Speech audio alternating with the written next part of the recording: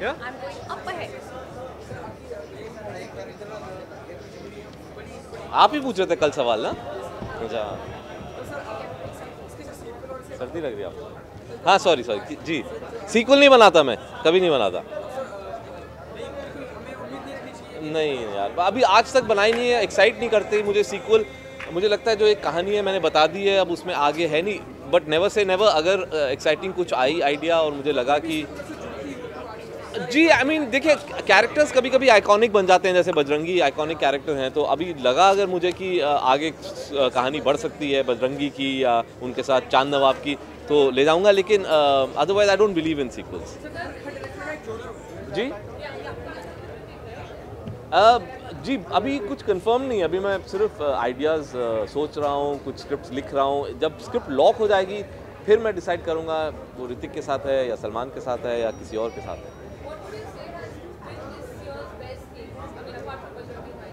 Best film? For me personally, or are you talking about like for all of us? I think the fact that a lot of very different films have really worked and shown ki you don't necessarily need a big star to hit big numbers. I think some films have really worked without the superstars, and that's a very healthy sign. Superstars doing different stuff has worked much more than superstars doing the same kind of stuff. So I think that's a healthy sign. It shows that audiences are going to support a good film irrespective of whether it's got a big star or not.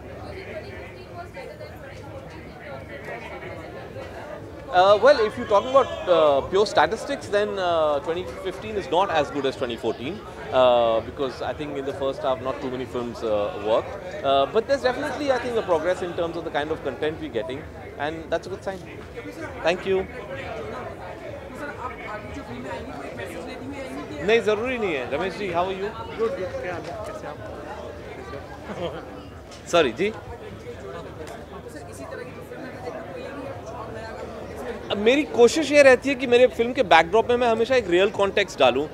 तो ज़रूरी नहीं है कि मैं एक message सोच के डालना चाहता हूँ, एक कॉन्टेक्स्ट डालता हूँ, एक इशू डाल देता हूँ, और आई थिंक मेरे लिए वो ज़्यादा इंटरेस्टिंग है क्योंकि उस किस्म की फिल्में मैं खुद देखना चाहता हूँ। तो आई थिंक हर डायरेक्टर वही फिल्म बनाता है जो वो खुद देखना चाहते हैं, इसलिए एक रियल कॉन्टेक्स्ट मेरी फिल्म में हमेशा बैकड्रॉप में आता है। मैंने जैसे बताया अभी लिख रहा हूँ, और स्क्रिप्ट एक बार ही लॉक हो जाएगी तो फिर अनाउंस करूँगा किसके साथ। क्या बोलूँगा, हैप्पी बर्थडे बोलूँगा? या of course I will definitely be at his farm house.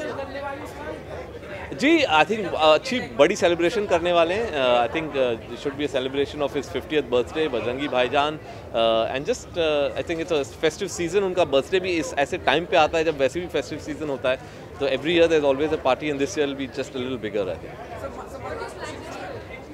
very difficult to decide what to give him, but it'll be something sort of that comes from one that one can make oneself.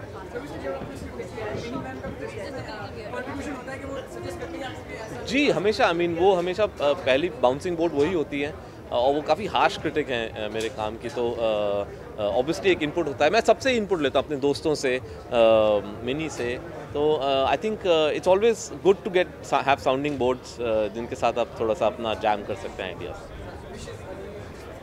Here's wishing all of you a very happy new year. Thank you.